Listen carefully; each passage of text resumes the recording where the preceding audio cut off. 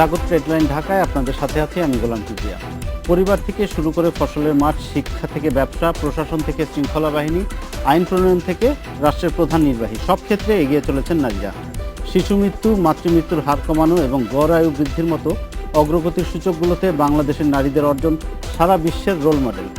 নারীর এগিয়ে চলা এবং এই চলার পথে প্রতিবন্ধকতা নিয়ে কথা হবে আজকের ডেডলাইন ঢাকায়।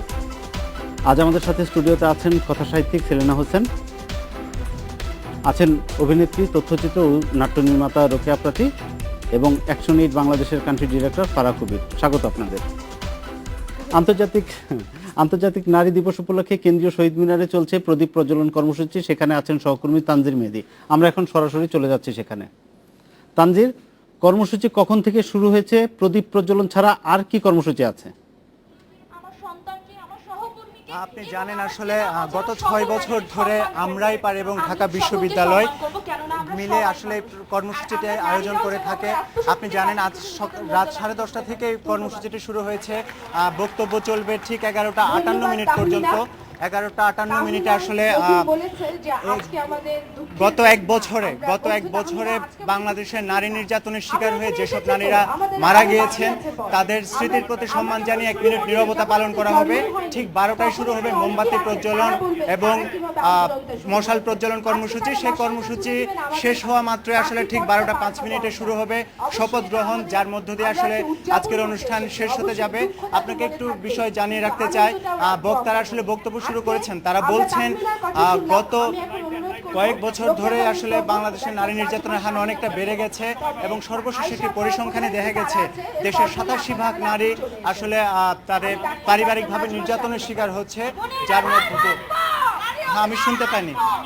ওকে, ধন্যবাদ তানজির, ধন্যবাদ আপনাকে। আমরা শুনছিলাম তানজির মেহেদের কাছ থেকে, এই মুহূর্তে শহীদ মিনার চত্বর থেকে উনি জানাচ্ছিলেন।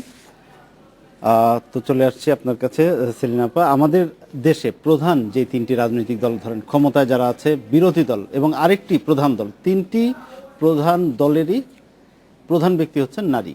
তো এটি বিশ্বের আর কোনো দেশে আছে কিনা, মানে এটা একটু বিরল ঘটনা। তো এই অবস্থায় নারীর ক্ষমতায়ন বা নারীর প্রতি বৈষম্য লোপে তো আমাদের আসলে আমরা কোন জায়গায় আছি? আমি এটাকে দুটো ভাগে দেখতে চাই। আমাদের দেশ, আমি বিশ্বের সব দেশের কথা বলবো না, দক্ষিণ এশিয়ার দেশগুলোর মধ্যে বাংলাদেশ এই বিষয়ের দিক থেকে একদম একটি অগ্রগামী দেশ। নারী নেতৃত্বের বিভিন্ন জায়গা থেকে, রাজনীতির দিক থেকে, অর্থনীতির দিক থেকে, অর্থনীতি মানে ওই জায়গাটা আমি ধরছি আমাদের গার্মেন্টস শ্রমিকদের কথা, সরকারি বেসরকারি। আমাদের এখানে ভাড়া আছেন action aided country director Prachi আছেন, এখানে যারা আছেন সব মিলিয়ে এই জায়গাগুলো যারা আমরা তৈরি করেছি, এটা একটি দিক। কিন্তু আরেকটি দিক আছে যেখানে আমরা তৃণমূল পর্যায়ে যদি যাই এবং সহিংসতার জায়গায় যাই, ভায়োলেন্স এগেনস্ট উইমেনের কথায় যাই, সেই জায়গাটি আমরা ঠিকমতো তৈরি করতে পারিনি। আমাদের নেতৃত্বের এত বড় সুযোগ থাকা সত্ত্বেও পারিনি। এখন আপনি যে প্রশ্ন করেছেন পারলাম না কেন, আমার মনে হয় আমরা যে পদ্ধতির মধ্যে আছি, যে পুরুষতান্ত্রিক সিস্টেমের মধ্যে আমরা আছি, সেখান থেকে বেরিয়ে নারীর যে গণ্ডিটি অতিক্রম করার কথা সেই জায়গাতে আমরা পৌঁছাতে পারিনি। এবং এই জায়গাটাতে পৌঁছাতে রাতারাতি সেটা সম্ভব হবে বলে এমন কোনো পরিস্থিতি আমাদের চারদিকে নাই যে বলবো যে আজকে না কালকে বা পরশু এটা সম্ভব হবে। কারণ আমাদের মাইন্ডসেট, যেটা দৃষ্টিভঙ্গির ব্যাপারটি, পুরুষতান্ত্রিক দৃষ্টিভঙ্গির ব্যাপারটি আধিপত্যের জায়গা থেকে খুবই খারাপ। আমরা টেলিভিশনে, আপনাদের চ্যানেলেও নিশ্চয়ই ছিল, একটি নিউজ দেখেছি যে একজন পুলিশ কনস্টেবলের স্ত্রীকে যৌতুকের কারণে কিভাবে নির্যাতন করা হয়েছে এবং তিনি চিৎকার করে কাঁদছেন। আইন শৃঙ্খলা রক্ষাকারী বাহিনীর একজন যদি এইভাবে ঘরের ভেতর তার নিজের স্ত্রীর প্রতি এই আচরণ করেন সামান্য যৌতুকের কারণে, তিনি একজন চাকরিজীবী লোক, তিনি এই আচরণটি কেন করছেন? সুতরাং আমরা আজকে 2 ভাগে বিভক্ত হয়ে গিয়েছি। এক ভাগ আমাদের এই দিকে, আমাদের রাজনীতির জায়গা থেকে, সরকারি বেসরকারি অফিসের জায়গা থেকে, এবং আরেক ভাগ তৃণমূল পর্যায়ের তার থেকে। আপনি একটা চমৎকার কথা বলেছিলেন যে পরিবার থেকে ফসলের মাঠ, এটা আমার খুবই ভালো লেগেছে, কারণ আমি নিজে ব্যক্তিগতভাবে অনেক নারীকে দেখেছি ফসলের মাঠে। বলছে আমার এত আলু হয়েছে, সারা বছর আলু লাগবে না, বলছে মরিচ হয়েছে, আমার কিনতে হবে না। এই যে এগিয়ে যাওয়াটা, কিন্তু পার্সেন্টেজটা কম। এই জন্য আমরা বলতে পারছি না যে আমরা সামগ্রিকভাবে একটি অবস্থার মধ্যে ঢুকে যেতে পেরেছি, এবং এর প্রধানই কারণ আমাদের যা কিছু আছে তা নিয়ে আমরা এগোতে পারতাম। তবে আরও একটি কথা আছে এখানে। 1857 সালে নিউ ইয়র্ক শহরে সেলাই কলের শ্রমিকরা যে কারণে 8ই মার্চে তাদের প্রতিবাদটা করলেন, সেটার দাবি ছিল মজুরি বৈষম্য। এই মজুরি বৈষম্য কিন্তু আজকের দিনেও এত শত বছর পরেও আমাদের জীবনে আছে, এবং এই জায়গাগুলো আছে বলেই আমরা বলতে পারছি না যে আমাদের নারীরা নেতৃত্বের এত বড় জায়গায় আছে, তারপরও কেন আমাদের দুর্ভোগ। আমি আবার আসবো আপনার কাছে, আমি যাচ্ছি ফারাহ কবিরের কাছে। কয়েক বছর আগেও পত্রিকার পাতা খুললে বা টিভি নিউজে যেই জিনিসটা প্রকটভাবে দেখা যেত সেটা হচ্ছে অ্যাসিড সন্ত্রাস। এখন অনেকটাই কমে এসেছে। নানা কারণ এটার পিছনে আছে। ধরেন আইন করা হয়েছে, প্রচারণা চালানো হয়েছে, এটা একটা সামাজিক আন্দোলন হিসেবে নেওয়া হয়েছে, মিডিয়াও অনেক ভূমিকা রেখেছে এটার পেছনে। তো অ্যাসিড সন্ত্রাস কিন্তু এখন অনেকটাই কমে এসেছে। একইভাবে আমরা অন্যান্য নারীর প্রতি অন্যান্য যে বৈষম্য এবং নির্যাতন আছে সেগুলোর এটাকে আমরা রোল মডেল হিসেবে নিতে পারি কিনা? আমি যদি আপনার সঙ্গে মানে একমত হতে পারতাম তাহলে আমি খুব খুশি হতাম। অ্যাসিড নিক্ষেপ বা অ্যাসিডের যে ভায়োলেন্সটা আমরা বলছি কমে যাচ্ছে, আসলে আমরা যদি কম্পেয়ার করি যে 2000 অমুক সালে এত ছিল যে সেই দিক দিয়ে, কিন্তু একটি মেয়ের গায়েও যদি অ্যাসিড মারা হয় সেটাই কিন্তু ওয়ান টু মেনি। অবশ্যই। এবং সেই জায়গা থেকে আমরা যেটা দেখছি যে আসলে পুরোপুরি আমরা তো ওটা সরাতে পারিনি, সমাজে এখনো এটা ঘটছে। এবং যেই কারণে আমি আনন্দিত হচ্ছি না যে কমে যাচ্ছে, যে এখনো কিন্তু কোনো রেগুলেশন সেইভাবে নেই। আপনি যদি যান, আমরা অ্যাসিড নিয়ে এখন বেশ কয়েকটা গবেষণা করেছি, অ্যাসিড বিক্রি সেটার যে মনিটরিং, যে আন্দোলনটা আমরা শুরু করেছিলাম এবং এটা নিয়ে আমরা করেছি, মিডিয়া করেছে আপনাদের মতন, মানে প্রথম আলো এবং অন্যান্য মিডিয়া, রেগুলেশনের জায়গাটা এখন পর্যন্ত আমরা কিন্তু শক্তভাবে ধরতে পারিনি। এবং আপনি আমি যে কোনো মানুষ কিন্তু অ্যাসিডের কিনতে পারছি বা অ্যাসিডের নিতে পারছি, সহজলভ্যতা এখনো রয়ে গেছে। তার মানে কি হচ্ছে যে কোনো একটা ক্ষোভ, কোনো রাগে কিন্তু এখন এটা ব্যবহৃত হচ্ছে। অতএব আমরা কিন্তু সেই সমস্যাটা সমাধান করতে পারিনি। রোল মডেল হিসেবে নিতে পারবো কিনা আসলে বলতে পারছি না, আমার মনে হয় না। কেন আমি যে এলাকাগুলোতে কাজ করি, দেখেন আমাদের 1980 সন থেকে কিন্তু যৌতুক বন্ধ করার আইন আছে, কিন্তু আমি গত 1.5 মাস যে এক জায়গায় এক এলাকা থেকে আরেক এলাকা দৌড়াচ্ছি, সেখানে আমি দেখছি একটা হলো বাল্য বিবাহ হয়েছে, তারপরে সেই শিশু নারী মানে মেয়ে শিশুটাকে মেরে ফেলা হচ্ছে যৌতুকের জন্য। এই যে আইন করা হচ্ছে, তারপরে এগুলো নিয়ে মিডিয়াতে বলা হচ্ছে বা পত্রপত্রিকায় নিউজ আসছে, তারপরে এগুলো কেন কমছে না? এখন এখানে দুটো জিনিস আছে। একটা হলো যেটা পুরুষতান্ত্রিক চিন্তা ভাবনা, সামাজিক ব্যাধি এটা। এবং আমরা যে মানুষগুলোর সঙ্গে কাজ করছি তারা বলছে একটা দারিদ্র, আর দ্বিতীয়টা হচ্ছে যে আমরা আমার মেয়েদের নিরাপত্তা দিতে পারছি না। তো নিরাপত্তাটা তো আমি দিব কার কাছ থেকে? আইদার পুরুষদের কাছ থেকে, নালে যারা প্রভাবশালী তাদের হাত থেকে। সেই জায়গাটা কিন্তু এখনো আমরা সেইভাবে সমাধান করতে পারিনি। এবং যেখানে দেখা যাচ্ছে এটা একটা অপরাধ, লাশ পাওয়া গেছে, সেখানে চেষ্টা করা হচ্ছে মীমাংসা করার। আপনি আমাকে বলেন কি মীমাংসা করবেন? আপনি কি সেই মানুষটাকে আবার জীবিত করতে পারবেন? কিন্তু সামাজিকভাবে বলা হচ্ছে যে না, ওরা খুব গরিব মানুষ, ওদের আরো ছেলে মেয়ে আছে, থাক বাবা এই সমস্যাটা আমরা মিটিয়ে দেই তোমার টাকা পয়সা দিয়ে। কিন্তু যেই প্রাণটা গেল, যেই শিশুটা আমরা হারালাম, তার তো বিচার হবে না। এবং এটার জন্য তো আমার আইন দরকার নাই, এটা তো একটা অপরাধ। আমাদের দেশে কিন্তু পিনাল কোড আছে, অনেক আইন আছে, আমাদের বিদ্যমান আইনেই এটা বিচার করা সম্ভব। দেখানো হচ্ছে সামাজিকভাবে আমরা এটা মেনে নিচ্ছি। আমি তো মনে করি যে এখনো সমাজে এটাকে প্রশ্রয় দেওয়া হচ্ছে।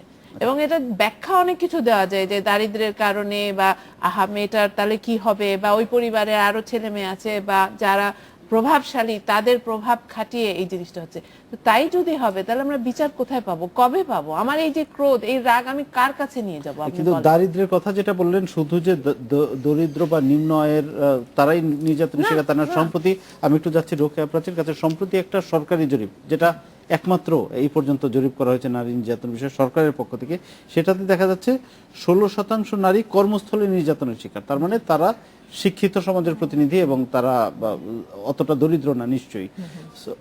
তারা কেন এই নির্যাতনের প্রতিবাদ করছে না বা এটার শিকার হচ্ছে? আপা, সেলিনা আপা এবং ফারাহ আপা তো বলেছেনই, সেগুলোর সাথে আমি একমত। পাশাপাশি আপনার প্রসঙ্গে আমি বলতে চাই যে কর্মস্থলে শুধু না, শিক্ষা প্রতিষ্ঠানগুলোতেও আসলে নারীরা অনেক ক্ষেত্রে নির্যাতনের শিকার হচ্ছে, কোথাও শারীরিকভাবে, কোথাও মানসিকভাবে। আর সবচেয়ে বেশি মানে নারী, মানে শিক্ষিত বলেন অশিক্ষিত বলেন, নারীরা নির্যাতিত হয় নিজের পরিবারের ভেতর, স্বামীর কাছে, বাবা মার বাড়িতে বসে, আত্মীয় স্বজন দ্বারা কিন্তু ছোটবেলা থেকে অ্যাবিউজটা হতেই থাকে, যেটা আসলে সবসময় গোপনই থাকে। তো এই কর্মস্থল জরিপেই কিন্তু দেখা যাচ্ছে যে 87% নারী, যেটা আমার সহকর্মী বললেন শহীদ মিনার প্রাঙ্গণ থেকে, 87% নারী। এবং এটা কোন অংশে কম। আমরা যদি আমাদের জনসংখ্যা রেশিও অনুযায়ী এই মানে আমরা আগে যে জায়গাটায় ছিলাম, মানে নারীর উন্নয়নের রেশিও যতখানি বেড়েছে, নির্যাতনটা সেই হারে আসলে কমের দিকে আমরা দেখছি না। মানে আগে, এখন তো গণমাধ্যম অনেক বেশি সচেতন, কাজে প্রত্যেকটা নির্যাতনের খবরগুলো খুব দ্রুত আসছে, তাই হয়তো ভয়াবহ চিত্রটা আমাদের কাছে অনেক বেশি লাগছে। কিন্তু এই একজন নারীও কেন নির্যাতিত হবে কর্মস্থলে বা বাড়িতে বা রাস্তাঘাটে? কর্মস্থলে নারী, একজন নারী যখন শিক্ষিত হয়ে কাজে আসছে, তো সেই কর্মস্থলের যে পুরুষরা, তাদের তো দৃষ্টিভঙ্গি পাল্টায়নি, সিস্টেম পাল্টায়নি, মাইন্ডসেটটা পাল্টায়নি, পারিবারিক দৃষ্টিভঙ্গি যে জায়গাগুলো আছে সেগুলো কিন্তু সেই জায়গায় রয়ে গেছে। এবং আরেকটি বড় বিষয় হচ্ছে যে এই পুরো পরিবর্তনটা করবার জন্য যে রাজনৈতিক কি বলে, রাজনৈতিকভাবে সদিচ্ছার চাইতে বড় বিষয় হচ্ছে নারীকে ধর্মীয়ভাবে বা রাজনৈতিকভাবে হেয় করাটা, এটা আসলে একটা অস্ত্র হিসেবে এখন ব্যবহৃত হচ্ছে। এবং নারীর বিষয় যে মানে আমরা যতই বলি না কেন, আমাদের বিরোধী দলীয় নেত্রী নারী, আমাদের পার্লামেন্টে নারী, কিন্তু আমাদের নারী যখন হেয় প্রতিপন্ন হচ্ছে, তখন কি আমরা আমাদের রাজপথে যে বিরোধী দল আছে তাদেরকে কখনো দেখেছি নারীর পক্ষ হয়ে দাঁড়াতে? মানে সেটা কিন্তু দেখছেন। তার মানে রাজনৈতিকভাবে বা বাংলাদেশের গণতান্ত্রিক চর্চার ভেতরেও নারী যখন হামলার শিকার হচ্ছে, কটাক্ষের শিকার হচ্ছে, অসম্মানের শিকার হচ্ছে, তখন রাজনৈতিক দলগুলো কিন্তু তাদের রাজনীতির জায়গাতেও সেটাকে সমর্থন করছে রাজনৈতিক কারণে ব্যবহারের জন্য। আমরা সেজন্য কিন্তু হেফাজতে 13 দফা দেখেছি, আল্লামা শফি সে কুরুচিপূর্ণ কথাগুলো দেখেছি। এবং মানে যখন আমরা কর্মস্থলে নারীরা যখন অসম্মানিত হয়, তখন আমরা কিন্তু দেখি যে এর পক্ষে তখন বলা হয় যে বাইরে গেলে তো এটা হবেই, অন্যের হয় না তোমার কেন হচ্ছে। এই জায়গাতে আমরা আসলে একত্রিত হতে পারছি না। আরো আলোচনা করবো, আবার আসবে একটা বিরতির পর। নিচ্ছে একটা বিরতির, সাথেই থাকুন।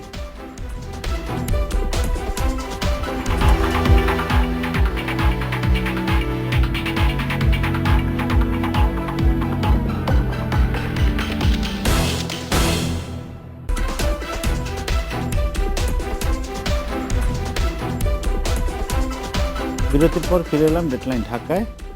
সাম্প্রদায়িকতা, মৌলবাদ এবং এই যে পুরুষতান্ত্রিক দৃষ্টিভঙ্গি যেটা নিয়ে আলাপ করেছিলাম, এই পুরুষতান্ত্রিক মানসিকতা, এগুলো কিভাবে নারীর অধিকার আদায়ের বিরুদ্ধে কাজ করে? এটা তো একটা মানে প্রতিষ্ঠিত সত্য। দীর্ঘ সময় ধরে, যখন এক সময়ে নারীকে চিতায় পুড়িয়ে মারা হয়েছে, আজকের দিনে আমরা জঙ্গি মৌলবাদকে দেখছি একই টোনে কথা বলতে, যে যেটা আমাদের রোকেয়া প্রাচী বলল যে হেফাজতে 13 দফার দাবি, একদম যেন আইয়ামে জাহিলিয়ার যুগে নারীকে ফেরত পাঠানোর চিন্তা, তাকে দমন করা এবং এই অবদমিত অবস্থার ভেতর থেকে তাকে একদম পিছনের দিকে ঠেলে দেওয়ার চিন্তা। এই চিন্তাটা কেন তারা করছে? কারণ নারীর এই অগ্রগতিকে তারা মেনে নিতে পারছে না। এবং এইখানেও সেই একই পুরুষতান্ত্রিক দৃষ্টিভঙ্গি। এবং সাম্প্রদায়িক যখনই কোনো ব্যাপার উঠে, নারীর উপর আক্রমণটা প্রবলভাবে হয়। সেখানে ধর্ষণ, হত্যা থেকে শুরু করে কোনো কিছুই বাদ যায় না, তার ঘর সংসার সব কিছুই পুড়িয়ে দেওয়া হয়। এই আমরা আগেও একটা যে কথাটা বলেছি যে আমাদের সিস্টেমের মধ্যে অনেক কিছু প্রতিরোধের জায়গা নেই। এই প্রতিরোধের জায়গা নেই বলেই আমরা সেখান থেকে নারীকে বাঁচাতে পারি না। এই সাম্প্রদায়িকতা, তারপরে মৌলবাদ, আরেকটা যেন কি বললেন আপনি, পুরুষতান্ত্রিক দৃষ্টিভঙ্গি। পুরুষতান্ত্রিক দৃষ্টিভঙ্গিতে তো এই সব কিছুর মৌল উৎস, এবং এই মৌল উৎসগুলো থেকেই এই সব কিছু বিস্তৃত হচ্ছে। সাম্প্রদায়িকতা কেন? আমি কেন আমার নাগরিক অধিকার নিয়ে বসবাস করতে পারবো না এই রাষ্ট্রে? আমার একটা কিছু সংকট দেখা দিলেই আমার উপর আগুন আসবে, এটা তো কোনোভাবেই হতে পারে না। এটাকে দেখার দায়িত্ব রাষ্ট্রের। রাষ্ট্র যদি এটাকে ঠিকমতো না দেখতে পারেন, তাহলে বুঝতে হবে সেই রাষ্ট্রের কল্যাণধর্মী মঙ্গল চিন্তা সেখানে নেই, এবং সেই নেই বলে নারীর মানবাধিকার সেখানে লঙ্ঘিত হচ্ছে। এই ফর্মের ভেতর দিয়ে আমরা এই পদ্ধতিগুলোকে যত দেখছি, ততই বুঝতে পারছি যে এই চিন্তা থেকে আজকে যখন আল্লামা শফি এই 13 দফা দাবি দেন, তখন কিন্তু এই প্রতিরোধের জায়গা থেকে রাষ্ট্রীয়ভাবে এটাকে দমন করার কোনো, এইভাবে বন্ধ করে দেওয়ার কোনো চিন্তা হয়নি। এখন যদি মনে করা হয় যে একটি মৌলবাদী গোষ্ঠী এই জায়গাটাকে তার অধিকারের জায়গা হিসাবে চিন্তা করবে, তাহলে তো আমাদের এটা মেনে নেওয়া কঠিন। এবং এই জন্য এখন প্রয়োজন নারীদেরও সেইভাবে বেরিয়ে আসা, যে বেরিয়ে আসার ফলে তারা বুঝতে পারবে যে তাদের ভুলটা কোথায় হয়েছে। কিন্তু একইভাবে আমরা দেখেছি মানে বিএনপির প্রধান হচ্ছে গিয়ে একজন নারী খালেদা জিয়া, তার সঙ্গে কিন্তু জোট বাঁধতে আবার জামায়াতে ইসলামী বা অন্যান্য ধর্মভিত্তিক আপনার সাথে দলগুলো একটুখানি কোনো আপত্তি এইখানে ছিল না। আমি একটু শেষ করে মানে দিই সেটাও যে কিন্তু আবার এই যে সত্যি। ওনার তো একজন নারী রাজনৈতিক দলের প্রধান হলেই যে সেই জায়গাটায় পুরুষতান্ত্রিক দৃষ্টিভঙ্গিতে তিনি গ্রহণ করতেই পারেন এবং করেছেন বলেই তো এই জায়গাগুলো এরকম বড় হয়ে যাচ্ছে। আমরা কিন্তু তারও আগে যদি দেখি, আমরা সাইদিকে কিন্তু প্রকাশ্যে ওয়াজ করতে দেখেছি এবং সেই ওয়াজে কিন্তু এত অশ্লীলভাবে নারীকে অসম্মান করা হয়েছে। তো রাষ্ট্রের আসলে মাইন্ডসেট ঠিক করতে হবে। আপা যেটা বলছিলেন, রাষ্ট্রের মাইন্ডসেটটা কি, রাষ্ট্রে কি যে কোনো মানুষ রাস্তায় দাঁড়িয়ে ওয়াজের নাম করে, ওয়াজের বিপক্ষে বলছি না আমি, ওয়াজ হতেই পারে, সেই ওয়াজের মধ্যে দিয়ে পজিটিভ কথা, ইসলাম ধর্মের প্রচারের কথা হতে পারে, কিন্তু ইসলাম ধর্ম কি বলেছে যে ওয়াজের মধ্যে দিয়ে নারীকে অশ্লীলভাবে অসম্মানিত করতে হবে? এবং আমরা প্রকাশ্যে না, তার সেটা সিডি, ওয়াজ তার হোক বা যে কোনো বক্তব্যই হোক, এটা হতে পারে না। এবং গ্রহণযোগ্য না, তখন সেটা- ক্যাসেট বিক্রি হতো এবং সেটা একটা রুটের বাসে রেগুলার চালানো হতো। এই যে কখনো এটা বন্ধ করা বন্ধ করা হয়নি। আমরা এটা কেউ নারী, দৃষ্টিভঙ্গিটা আন্দোলন দেয়নি থেকে সেদিকে। যারা আপনারা এটা প্রতিবাদ জানিয়েছিলেন। অবশ্যই, কিন্তু এবং রাষ্ট্রের তখন দিক থেকে কোনো রকমের পদক্ষেপ পদক্ষেপ নেওয়া হয়নি। এবং দিনের পর দিন আপনি 80 দশক থেকে এটা চলে গেছে। ভয়ঙ্করভাবে। আজকে আমরা দেখছি যে অন্য কারণে তাদের বিচার হচ্ছে, কিন্তু 80 থেকে 2000 2005 কখনো এটা বন্ধ করা হয়নি। আর এটা ধর্ম হতে পারে না। কেন একটা জিনিস মনে রাখতে হবে, ধর্মে যা লেখা আছে আপনিও পড়তে পারছেন, আমিও পড়তে পারছি। এক সময় ছিল যে হয়তো নারীরা অশিক্ষিত ছিল বা তাদের আরবি, বাংলা, ইংরেজি কোনো অক্ষর জ্ঞান ছিল না। এখন তো বললে চলবে না, কেন আমিও সেই ধর্ম বইটা পড়তে পাচ্ছি, আপনিও পড়তে পাচ্ছেন, কোথাও এরকম ভাবে লেখা নেই।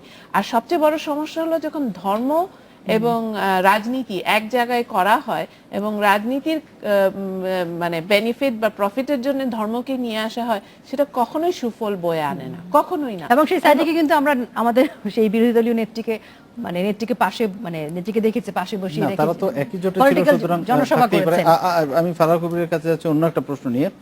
যে জরিপের কথা বলছিলাম, সরকারি জরিপ যেটা হয়েছে নারীর নির্যাতন বিষয়ে, সেটাতে দেখা গেছে কোচিং সেন্টারে 10% নারী যৌন নির্যাতনের শিকার হয় এবং শিক্ষা প্রতিষ্ঠানে 12% নারী যৌন নির্যাতনের শিকার হচ্ছে। শিক্ষা প্রতিষ্ঠানগুলো যদি এই অবস্থা হয়, সেটাই দেখেন, মানুষের পরিবার তারপরে শিক্ষা প্রতিষ্ঠান, এই দুটোর আমাদের সমাজে কি ধরনের একটা পজিশন বা কিভাবে আমরা এটাকে দেখি, সেই জায়গায় এরকম ঘটনা ঘটছে। এবং হয়তো বা আমি অবাক হচ্ছি বা আমি খুবই দুঃখিত হচ্ছি, কিন্তু এখানে যারা শিক্ষক বা যারা আছেন তারা তো ওই সমাজ ব্যবস্থা থেকে এসছেন, সমাজের ওরিয়েন্টেশন নিয়ে এসছেন। এবং সবচেয়ে বড় জিনিস যেটা হলো যে ওনাদের তো কখনো বিচার হচ্ছে না। এই আমরা 21শে ফেব্রুয়ারিকে কিভাবে, মানে এই দিনটা আমাদের জন্য কিরকম বিশেষ একটা দিন, ইনফ্যাক্ট একটা পবিত্র দিন না। ডাকপে আমার জানা মতো ওই দিন একটি স্কুলের শিক্ষক দুটো মেয়েকে যৌন হয়রানি করেছে। এমনই অবস্থা হচ্ছে যে মেয়ে দুটো আর স্কুলে যাওয়া বন্ধ করে দিয়েছে, কাউকে বলতেও পারছে না। আরেকটা সমস্যা হচ্ছে যে আমাদের যে কিশোর বা আমাদের যুব, তারা যখন বলতে চান বড়দের কাছে, আইদার তাদেরকে থামিয়ে দেওয়া হয়, নালে বলা হয়, বিশেষ করে মেয়েদের বেলায়, তুমি কেন গিয়েছিলে, তুমি কেন ওখানে ছিলে, তুমি নিশ্চয়ই কিছু দোষটা জানো। তারই। হ্যাঁ, সামহাউ যদি আমি ইনভিজিবল হয়ে যায়, আমাকে যদি না দেখা যায়, বোধহয় এই সমস্যাটা সমাধান হবে। তো 5 বছর 7 বছরের মেয়ে, তার কি পোশাকের জন্য নাকি তার আচার ব্যবহারের জন্য? 3.5 বছর, 4.5 বছর। হ্যাঁ, এটা হলো যে আমাদের দেশে যতক্ষণ না আইন প্রয়োগ করা হবে, যতক্ষণ না এদের বিচার করা হবে এবং সামাজিকভাবে এটা মেনে নেওয়া হবে না, ততক্ষণ কিন্তু এই সমস্যাটা সমাধান হবে না। আজকে যদি আমি যে বলি যে এই শিক্ষক এই কাজটা করেছে, তখন ব্যবস্থাটা কি নেওয়া হয়? তখন বলা হয় যে না না, এটা নারী শিশু নির্যাতন দমন আইনে আপনি প্লিজ এনেন না, তাহলে কোনো বিচারক পাওয়া যাবে না। আর এত কঠিন শাস্তি, কেউ এটা এই বিষয় নিয়ে আগাবেই না। আবার যখন আমরা জানি যে কোনো প্রতিষ্ঠানে অনেক ধর্ষণ হয়েছে, সেই ধর্ষণের যখন আমরা বললাম যে বিচার কেন হবে না, কোনো নারী সামনে এগিয়ে আসলো না একটা পাবলিক ইন্টারেস্ট লিটিগেশন করতে। কেন? তার পরিবার থেকে বলো, যা ঘটে গেছে তা তো ঘটেই গেছে, এখন এরপরে কোর্টে গেলে তোমার বদনাম হবে, বিয়ে হবে না, আমরা সমাজে বাস করতে পারবো না। তার মানে আমার অন্যায় তো আমার উপরে একবার হলো, সামাজিকভাবে আবার আমার উপরে অন্যায় করা হচ্ছে এবং আমার মানে নারীর আর কোনো জায়গা নেই। এর থেকে প্রতিকার কি, কিভাবে এগুলোকে সামনে আনা যায়? বা প্রতিকার হলো আপনাদের মতন মিডিয়া বা এইসব যে প্ল্যাটফর্মস আছে আমাদের, তাদের মধ্যে তাদের দিয়ে বলতে হবে, সচেতনতা বাড়াতে হবে এবং আইন প্রয়োগ করতে হবে। আমার মনে হয় সামাজিকভাবে- আইন প্রয়োগকারী সংস্থার কাছে আমরা দলবদ্ধভাবে গিয়ে এই বিচারগুলোকে অনেক কিন্তু কি বেশি ইয়ে করতে ভয়ঙ্কর যদি পারবো। রক্ষকই যদি ভক্ষক হ্যাঁ, হয়ে যায়। স্কুল কমিটিগুলো মানে নিশ্চুপ সেক্ষেত্রে থাকে, সেই সব অবশ্য ক্ষেত্রে মানে স্কুল আমরা বোধহয় একটা কমিটিগুলো জিনিস, চুপ থাকে। একটা বোধহয় এর মধ্যে মানে পজিটিভ দিক হতে পারে, সেটা হচ্ছে যে আমরা কিন্তু মানে জেলা পর্যায়ে এখন দেখছি, তৃণমূল পর্যায়ে কিন্তু স্থানীয় সরকারের ক্ষেত্রে নারীর ক্ষমতায়নটা বেশ নিশ্চিত করা হচ্ছে। এখন এই যে নারীরা ক্ষমতায়িত হচ্ছে, তারা যদি ক্ষমতাটা প্রয়োগ করতে পারেন, সেই পরিবেশটা যদি তৈরি করা হয়, তাহলে কিন্তু স্থানীয় সরকার যথেষ্ট কার্যকর হবে এবং প্রশাসনকে অনেক বেশি এই নারীরা প্রভাবিত করতে পারবেন তাদের যোগ্যতা দক্ষতা দিয়ে। তখন কিন্তু এক একটা এলাকাতে, জেলা শহরের তৃণমূল পর্যায়ে কিন্তু যখন এই ধরনের ঘটনাগুলো ঘটবে, তারা কিন্তু তাদেরকে মানসিক সাপোর্টটা দিতে পারছে এবং আইনগত যে সাপোর্ট, যে আমি চেপে ঠিক রাখা, এই জায়গাটাতেই এই আসছিলাম জায়গাটা যে যেমন একটা উপজেলা ভাইস চেয়ারম্যান, অবশ্যই পরে নারী- তারপরে ইউনিয়ন পরিষদের নারী হ্যাঁ, নারী- সদস্য, এছাড়াও এর এটা যেটা পাশাপাশিও বলছে। ধরেন একটা যদি আমরা ইতিবাচক দিক দেখি, সম্প্রতি একটি পাবলিক ইউনিভার্সিটির ভাইস চ্যান্সেলর করা হয়েছে একজন একজন নারী। নারীকে, আমাদের স্পিকার একজন নারী, যেটা আগে কখনো ছিল না। বাংলাদেশ ব্যাংকের ডেপুটি গভর্নর আছেন একজন নারী। এরকম ভাবেই নানা ক্ষেত্রে কিন্তু নারীদের শুধু কর্মক্ষেত্রে সংখ্যার দিক থেকে না, কোয়ালিটির দিক থেকে অনেক তাদের রিপ্রেজেন্টেশন বাড়ছে, তাদের মানে অংশগ্রহণ যোগ্যতাটাকে বাড়ছে। আসলে এগুলোকে সম্মানিত কিভাবে করা আরো এনকারেজ করে যদি পুরুষের সমান জায়গায় নিয়ে আসা যায়, সেটাকে একটা সমাধান হতে পারে কিনা, আপনি কি মনে করেন? যে নারী সেটা তো অবশ্যই হতে পারে, তবে মানে শুধু এখনো কিন্তু আমাদের সোসাইটিতে, এটাকে আমাদের সমাজে সিদ্ধান্ত নেওয়ার জায়গাগুলোতে পুরুষরাই হ্যাঁ, আধিক্য। সেটা তো অবশ্যই আছে। আর যে নারীরা মানে ক্ষমতার জায়গায় আসতে পেরেছেন তাদের যোগ্যতায়, সেই ক্ষমতাটাকে ব্যবহার করার পরিবেশটা আমাদেরকে রাষ্ট্র কাঠামোর ভিতরে তৈরি করে সেটাই দিতে হবে। বলছি, যদি তাদের অংশগ্রহণ আরো বাড়ানো অবশ্যই যায়। অংশগ্রহণ বলে তো কিন্তু আপনি অবশ্যই মৌলিক জায়গায় মিস করে যাব যদি আমি এটা না বলি। আমার উত্তরাধিকার মানে আছে কিনা, অধিকারটা আছে কিনা। এখনো কিন্তু যদি দেখা যায় যে প্রাইভেট প্রপার্টির অনলি 2% নারীর, হ্যাঁ, সম্পত্তিতে উত্তরাধিকার সূত্রের জায়গায় নারীর জায়গাটি এখনো মানে সমান নিশ্চিত অধিকারের করা জায়গায় যায়নি। নিশ্চিত করা হয়নি এবং এখনো তবে বলা হচ্ছে না পার্সোনাল ফারা, ল। আপনি যেটা বলেছেন না, এই যে নারীরা যদি বিভিন্ন জায়গায় থাকে, যেমন একজন উপাচার্য হয়েছে বা একজন ডেপুটি গভর্নর আছে, আবার তো তারা যদি সেই সব অফিসে কর্মের জায়গা থেকে নারীকে যদি দেখে, সেই তারা যদি সেই যোগ্যতাগুলোকে জায়গা বিচার থেকে, করতে নারীর চান। জায়গা থেকে নারীকে দেখে এবং তুলে আনার চেষ্টা করে, সামাজিক দৃষ্টিভঙ্গিগুলো বদল হওয়ার চেষ্টা করবে। আপনি বারবার কিন্তু সামাজিক দৃষ্টিভঙ্গির আমি কথা সেটাই বলছেন তো, বলছিলাম যে কিন্তু নারীর এই সামাজিক অংশগ্রহণ। দৃষ্টিভঙ্গি আপা যদি ইউনিয়ন পর্যায়ে যে মেম্বার আছেন, যে ভাইস চেয়ারম্যান আছেন, আপাত দৃষ্টিতে হয়তো মনে হতে পারে যে অনেক বেশি ক্ষমতা তার হাতে নেই, কিন্তু যত বেশি সংখ্যক মেম্বার হবে, যত বেশি ভাইস চেয়ারম্যানকে আমরা পাবো, উনি কিন্তু উনার এলাকার মেয়ে যারা মানে বঞ্চিত বা যারা অবহেলিত বা যারা নির্যাতিত, তারা কিন্তু এই নারীকে দেখে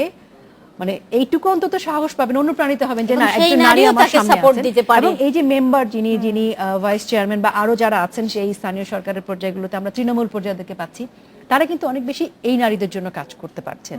এবং এখানে সংখ্যা বাড়ালে অবশ্যই অনেক বেশি অনেক পজিটিভ বেশি ইমপ্যাক্ট সামাজিক পরিবর্তনগুলো আসবে, আর নারীরা যদি পুরুষতান্ত্রিক দৃষ্টিভঙ্গির একটি, জায়গাটা যেমন ইয়া আপনি হবে। প্রথমে বলছিলেন যে কর্মক্ষেত্রে নারীদের যে নির্যাতনের বিষয়টি, সেই কর্মক্ষেত্রে যদি একটি নারী বস থাকেন, তাহলে তো সে ওইখানে অনেক বেশি সুরক্ষিত হয়ে গেল। এখন এই নারী বস যিনি চেয়ারে বসে আছেন, তিনি তো ডেফিনেটলি যোগ্যতা অনুযায়ী ওখানে যাচ্ছেন, তাকে তো মানে দয়া করে কেউ চেয়ারে বসাচ্ছেন নিশ্চয়ই না। না। তো একজন নারী যখন যোগ্যতা অনুযায়ী সেই জায়গাটা যাবেন, তিনি নিশ্চয়ই তার সঙ্গের যে নারীরা আছেন তাদের প্রত্যেককে সেই যোগ্যতার জায়গায় সম্মান করবেন, অনুপ্রাণিত করবেন এবং তাদের যে মানসিক বা অন্যান্য যে জায়গাগুলো আছে সেগুলোকে সুরক্ষার জন্য কাজ করবেন। আপনি বলছিলেন নারীর যে সম্পত্তিতে, এই প্রসঙ্গে একটা প্রশ্ন রাখি আপনার কাছে। নারী উন্নয়ন নীতি বাস্তবায়নে জাতীয় কর্ম পরিকল্পনা চূড়ান্ত করেছে সরকার, আমরা পত্রপত্রিকায় দেখেছি। তবে নীতিতে উত্তরাধিকার সম্পত্তিতে সম অধিকার বিধান না করে তা এড়িয়ে যাওয়া হয়েছে। পত্রিকার প্রতিবেদনে তাই বলা হচ্ছে। সম্পত্তিতে নারীর সম অধিকার বিধান না থাকার বিষয়টি কিভাবে দেখছেন? এই ব্যাপারে আপনার কাছে আসবো আমরা বিরতির পর। এর সঙ্গে যুক্ত সঙ্গেই থাকুন, আরেকটা বিরতি নিচ্ছি।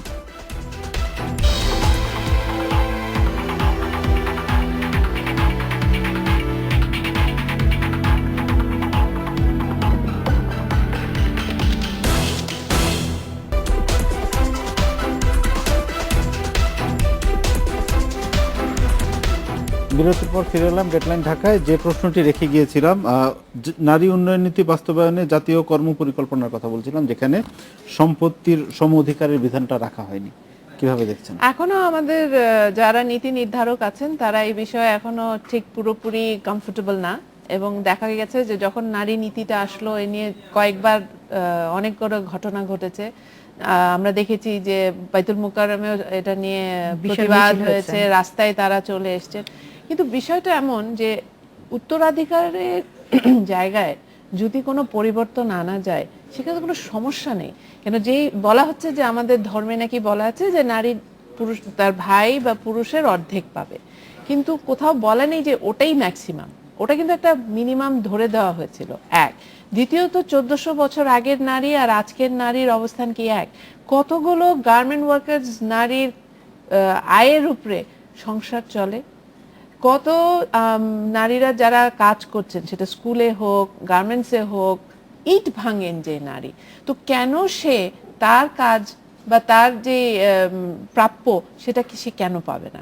কেন সে উত্তরাধিকার সূত্রে সমান সমান পাবে না? পার্থক্যটা কোথায়?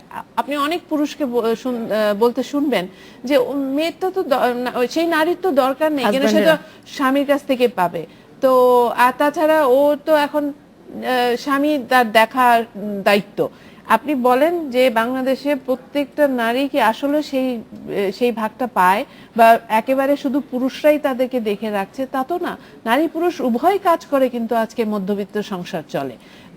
ইট ভাঙে যে নারী, সেই নারীও কিন্তু তার স্বামীর পাশাপাশি কাজ করছে। কৃষক যিনি, 22টা ধাপে একটি নারী তার অবদান রাখছে, কিন্তু তাকে আমরা কৃষক হিসাবে স্বীকৃতি দিচ্ছি না। যখন তার একটা কৃষি কার্ডের ব্যাপার আসে তখন বলবে যে তোমার বাড়িতে পুরুষ নেই, ছেলেটা নেই, তোমার স্বামী নেই, তাকে নিয়ে আসো। খাস জমি নিতে গেলে তাই বলতো যে তোমার ইভেন সে 7-8 বছরের ছেলে হলেও তাকে সঙ্গে নিয়ে আসো, তাও একটু পুরুষ চাই। তো এই যে মন মানসিকতাটা, এটা কি আজকে এই অবস্থায় দাঁড়িয়ে আমরা যেখানে আছি, সভ্যতার যেই জায়গায় আমরা নিজেদেরকে দেখতে চাচ্ছি, এটা আসলে কোনো মানে রাখে না। এবং আমি বলবো যে আমাদের নীতি নির্ধারকদের আসলে বুঝতে হবে যে এই দেশের 50% নারী, তারাও ভোটার, তাদেরও একটা মতামত আছে। আমরা যদি একটু সংঘবদ্ধ হয়ে কিন্তু এই জায়গাটাকে শক্ত করে ধরতে পারতাম, তাহলে 50% ভোটারের ভোট পেত না। আনফর্চুনেটলি সোশ্যাল প্রেশার, এখনো সামাজিক যে অবস্থায় আমরা আছি, যেখানে এইসব বিষয়কে প্রশ্রয় দেওয়া হচ্ছে, একটা মেয়ে তার প্রতি অন্যায় হবে তাকে বোঝানো হবে, কিন্তু একটা ছেলে সে ডিভোর্স করুক, সে 4টা বিয়ে করুক, আমরা সবকিছু মেনে নিচ্ছি। কিন্তু একটি মেয়ে তার দিকে তাকালো কেন, তাকে হয়রানি করলো কেন, থাক তোমার স্কুলে যেতে হবে না, তোমার শিক্ষা প্রতিষ্ঠান থেকে তাকে উইথড্র করা হোক, তার চাকরি থেকে উইথড্র হোক, তাড়াতাড়ি তাকে বিয়ে দিয়ে দেওয়া হোক, অ্যাজ ইফ সেখানেই সমস্যার সমাধান হবে। বিয়ে দেওয়ার পরে কি হচ্ছে? যৌতুকের জন্য সে নিপীড়িত হচ্ছে এবং ভায়োলেন্সের শিকার হচ্ছে, এমনকি মেরে ফেলা হচ্ছে। এবং এই যে মেরে ফেলা হচ্ছে, আমরা সেইগুলোকে মেনে নিচ্ছি, আবার সেই পরিবারে আবার বিয়ে দিচ্ছি। মানে সামাজিক কোনো ইয়ে নেই, প্রতিবাদ নেই, আমরা প্রশ্রয় দিচ্ছি। আমি এই প্রসঙ্গে যাচ্ছি একটু সেলিনা হোসেনের কাছে। আপনি যে বিষয়টা বলছিলেন নারীর উত্তরাধিকার, আপনি কিভাবে দেখছেন? ফারা যা বলেছে আমিও সেই একইভাবে দেখছি, যে এই সামাজিকভাবে প্রতিবাদ প্রতিরোধ নেই। আমাদের নিজেদেরও অভিজ্ঞতা আছে যে দেখা যাচ্ছে যে বাবা উইল করে দিয়েছে মেয়েকে, ভাইরা আদালতে গিয়ে মামলা ঠুকে দিয়েছে, বলেছে যে এটা হবে না। এই যে মেনে নেওয়ার না নেওয়ার শিক্ষিত জনগণ, উচ্চবিত্ত এবং যথেষ্ট অর্থের অধিকারী, তারপরও আমি এখানে দুটো জিনিস আপনার সঙ্গে একটু যোগ করতে চাই। সেটা হলো যে আমাদের দেশে দলিত শ্রেণীর একদল নারী আছে এবং হিন্দু সম্প্রদায়ের একদল নারী আছে। হিন্দু সম্প্রদায়ের বিয়ের রেজিস্ট্রেশনটা এখন পর্যন্ত কি বলবো এটাকে, শব্দটা বাধ্যতামূলক করা হয়নি। এখন পর্যন্ত এটাকে অপশনাল করে রাখা হয়েছে, যে কেউ ইচ্ছা হলে রেজিস্ট্রেশন হবে, না হলে না। তা অনেক হিন্দু নারীকে আমরা কাঁদতে দেখেছি, বলছে যে যখন স্বামী ত্যাগ করে চলে যায় এবং বাচ্চারা পড়ে থাকে, তখন তার বাবার নাম নিয়ে প্রশ্ন ওঠে এবং মনে হয় যে এই সন্তানগুলো অবৈধ সন্তান, এই পর্যায়ে চলে যায়। সুতরাং এখানে রাষ্ট্রের দায়িত্ব এই হিন্দু ম্যারেজ সিস্টেমটাকে বাধ্যতামূলক করে দেওয়া, এটা একটা কাজ। আরেকটি কাজ আমি যেটা দেখেছি, দলিত নারীদের সঙ্গে একটু কথা বলতে গিয়ে দেখেছি যে ওরা নিজেদের মানে ইয়ের মধ্যে, গোত্রের মধ্যেই খুব বৈষম্যের শিকার হয়। তারা পঞ্চায়েতের সদস্য হতে পারে না, এটা ওদের একটা দিক। আমি সরকারের দিক থেকে বলতে চাই যে সরকার যে 6 মাসের মাতৃত্বকালীন ছুটি ঘোষণা করেছে, দলিত নারীদের ক্ষেত্রে এই ছুটিটা সবেতনে প্রাপ্য হয় না। কারণ তখন বলা হয় যে আমরা কি নোংরার মধ্যে থাকবো, যে বদলি কর্মীকে সেই নারী দিয়ে যায়, যে নারী মাতৃত্বকালীন ছুটিতে থাকবেন তার বেতনটা সেই নারীকে দেয়া হয় এবং তার কোনো বেতন থাকে না। তো এমনকি প্রাইভেট ক্লিনিকগুলিতেও যারা আমাদের কাজ করেন, সরকারি নিয়ম তো আছে যে সরকারি সবেতন নিয়ম তো ছুটি পাবে, দিয়েছেন কিন্তু ছুটি পাচ্ছেন না। দলিত নারীরা এই ক্ষেত্রে খুবই বঞ্চিত। তাদেরকে পরিচ্ছন্নতা কর্মী হিসেবে কাজ করে বলে এই জায়গাটা, তাদেরকে পরিচ্ছন্ন রাখার জায়গাটা সবাই বলে যে আমরা কে নোংরার মধ্যে থাকবো, সুতরাং তার বদলি যে লোকটিকে দিতে হবে তাকে বেতনটা দিতে হবে। তো এই জায়গাটায় সরকারের ছোট্ট একটু বাজেটের ব্যাপার আছে, দুইজনকেই সমানভাবে যদি বেতনটা দেয়া যায়, যে বদলি হিসাবে এসছে তাকে এবং যে মাতৃত্বকালীন ছুটিতে গিয়েছে তাকে, আমি মনে করি এই দুটো ক্ষেত্রে এখন এই মুহূর্তে আমাদের সরকারের একটি গভীরভাবে এই বিষয়টা করণীয় আছে যে হিন্দু নারীদের বিবাহ রেজিস্ট্রেশন এবং দলিত নারীদের মাতৃত্বকালীন ছুটি সবেতন ছুটি। অবশ্যই। ফারাহ কবির যেটা বলছিলেন যে 50% ভোট যদি নারীরা মানে একাট্টা হয় তাহলে 50% ভোটের একটা বিরাট শক্তি, তা দিয়ে তাদের অধিকারগুলো আদায় করে নেওয়া সম্ভব। তবে আবার আসছে সেই জরিপের কথায়, সেখানে দেখা গেছে যে 19% নারী নিজের ইচ্ছায় তার ভোটাধিকার প্রয়োগ করতে পারে না, তার পরিবারের পুরুষ বা তাদের দ্বারা প্রভাবিত হয়ে। এই অবস্থাটাও তো রয়ে গেছে। হ্যাঁ, ওই যে নারীর ক্ষমতায়নটা না হলে তো তার কোনো মানে সিদ্ধান্ত গ্রহণের ক্ষমতাই থাকে না। সে ঘরে তো পারি না, আর রাজনৈতিকভাবে কি করে সে ভোটাধিকারের জায়গায় সিদ্ধান্ত গ্রহণ করবে? এইবারই তো উপজেলা নির্বাচনে একটা জায়গায় ফটো দিয়ে নারী ভোট দিতে যেতে পারেনি। আসলে কন্যা শিশুর যে বৈষম্য সেটা কিন্তু পারিবারিক জায়গা থেকে আসলে আরো বেশি অ্যাড্রেস করতে হবে। এই যে উত্তরাধিকারের প্রসঙ্গে একটু ফিরে যাই, মানে বাবার তো একটা পার্সেন্টেজ আছেই, আর যদি কোনো কন্যা সন্তান সহ কেউ যদি বিধবা হয় তার তো আরো ভয়াবহ অবস্থা হয়। কন্যা সন্তানের তো মানে পিতার মানে উত্তরাধিকার হিসেবে সে আরো বেশি বঞ্চিত হয়ে যায়, মানে সেই সম্পত্তিগুলো সেভাবে পায় না, অনেক রকমের বিষয় থাকে। তো আসলে উত্তরাধিকারের জায়গায় এই বিষয়গুলোকে অন্তর্ভুক্ত করা প্রয়োজন। আর ভোটাধিকারের ক্ষেত্রে নারী যদি অর্থনৈতিকভাবে স্বয়ংসম্পূর্ণ না হয় তাহলে নারী সিদ্ধান্ত গ্রহণ করতে পারবে না। আসলে এটা একেবারে পারিবারিক পর্যায় থেকে কন্যা শিশু বৈষম্য এবং জেন্ডার ব্যালেন্সের জায়গাটা আমরা এখনো সেই জায়গায় ফেরত যেতে হবে আমাদের। এখনো 100% হয়নি। এখনো একজন মাও কিন্তু এই যে 50% নারী কেন একত্রিত হতে পারছে না, কারণ একজন নারী এখনো সেই মাইন্ডসেটে পড়ে আছে যে তার কন্যা শিশু এবং ছেলে সন্তান লেখাপড়া শিখুক, কন্যা কিন্তু 8 পর্যন্ত পাশ করার পর বিয়ে হয়ে যাক, বাবার সংসারটা নিরাপদ থাকবে। এই যে মাও সেই জায়গাটা, কারণ মা যে জায়গা থেকে উঠে এসছে মা কিন্তু সেই জায়গায় এখনো ফেরত যাচ্ছে, কারণ সামাজিকভাবে সে নিজে ক্ষমতায়িত হতে পারেনি, নিরাপত্তার প্রশ্ন আছে। আপনি বলছেন পুরুষতান্ত্রিক দৃষ্টিভঙ্গিটা নারীর মধ্যেও সংক্রমিত হচ্ছে এবং সেটাও একটা বড় ক্ষমতায়নটা নেই বলে সে নিজেও কিন্তু আসলে নিরাপত্তাহীনতায় থাকে। তার নিজের মানে স্বামীর সাথে সে তর্ক করবেন তার কন্যাকে নিয়ে, এই সাহসের জায়গাটা কোথায়? আপনি কি তাই মনে করেন যে পুরুষতান্ত্রিকদের অর্থনৈতিক জায়গা নেই? এই বিষয় এখানে যে জিনিসটা আপনাকে লক্ষ্য করতে হবে সেটা যে নারীর মূল্যায়নটা কি, সমাজে নারীর অবস্থানটা কি, এবং সেই জন্যই যে তার অভিজ্ঞতার আলোকে কিন্তু সেই মা তার মেয়েকে প্রোটেক্ট করতে চেষ্টা করছে। এবং আমরা ভাবছি যে সিকিউরিটির একটা বিষয়, এবং একটা জিনিস মনে রাখতে হবে যে আমাদের সমাজে বিয়ে কেন এত বিয়ে দিয়ে দেওয়ার জন্য উঠে পড়ে লাগে, সেটা হলো যে বাবা বলছে এটা আমার সামাজিক দায়িত্ব, মা বলছে এটা আমার সামাজিক দায়িত্ব। এর পিছনে যে বিষয়টা কাজ করে সেটা হলো প্রোটেকশন। এবং আমি বলছি যে বিয়ে দেওয়ার 6 মাসের মাথায় তো আপনার মেয়ে আপনার কাছে আবার ফিরে আসছে বলে, তখন তো সে আরেকজনের স্ত্রী।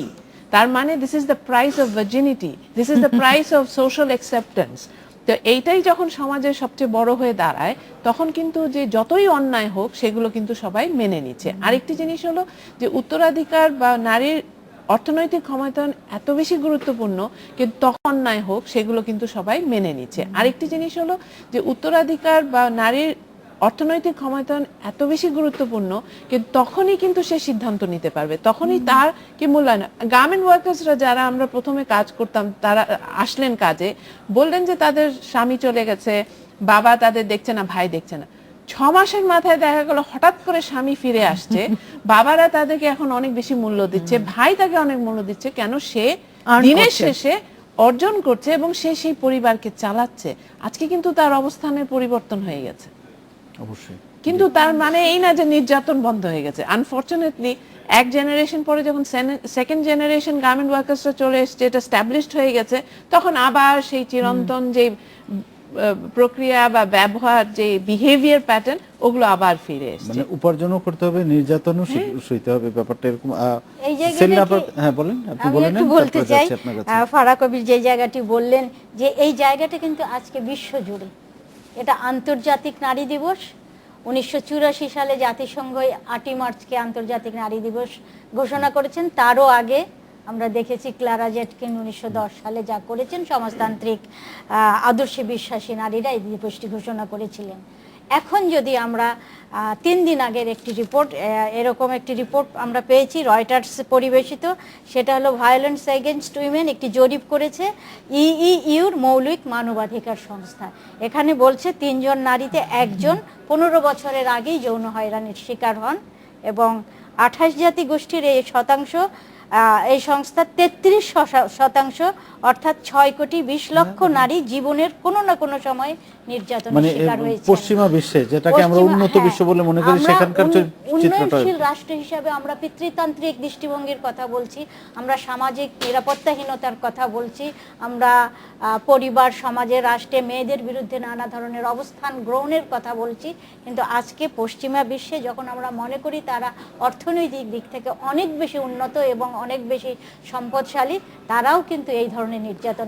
আমরা অনুষ্ঠানের একদম শেষ পর্যায়ে চলে এসেছি। আপনার কাছে আমার একটা শেষ প্রশ্ন, একটু সংক্ষেপে আমাদেরকে বলবেন, যদিও প্রশ্নটা একটু ব্যাপক উত্তরই আশা করে, কিন্তু সময় সীমাবদ্ধতা, যেটা হচ্ছে আমাদের সাহিত্যে নারী চরিত্রগুলো যেভাবে উঠে আসে, সেটাও কি পুরুষতান্ত্রিক দৃষ্টিভঙ্গি থেকেই দেখা হয়? আপনি কি মনে করেন? আমি মনে করি না সেটা পুরুষতান্ত্রিক দৃষ্টিভঙ্গিতে থেকে দেখা হয়। সেখানে নারীর ক্ষমতায়নের একটি জায়গা থাকে, সিদ্ধান্ত গ্রহণের জায়গা থাকে, এবং নিজস্ব চিন্তার পদ্ধতিতে তার জীবনযাপন পরিচালনার একটি জায়গা থাকে। তবে খুব কম ভাগই পুরুষতান্ত্রিক দৃষ্টিভঙ্গি থেকে দেখা হয়। কিন্তু নারীকে যখন চিত্রিত করা হয় নারীর জায়গা থেকে, নারীর স্বাধীনতা, নারীর অধিকার, আমাদের সামগ্রিকভাবে নারীকে একটু বড় আকারে মূল্যায়ন করা হয়। এটা হয়তো ধারাবাহিকতা আমরা বেগম রোকেয়ার কাছ থেকে সূত্র গ্রহণ করে ওইভাবে আসতে পারি যে এই অবস্থা থেকে আমরা এই অবস্থায় পৌঁছেছি। জি, ধন্যবাদ আপনাদের আমাদের স্টুডিওতে আসার জন্য। আমরা অনুষ্ঠানের শেষ পর্যায়ে চলে এসেছি। এই ছিল আজকে ডেডলাইন ঢাকায়। দেখা হবে আগামী শুক্রবার এই সময়। ভালো থাকুন, সুস্থ থাকুন, শুভরাত্রি।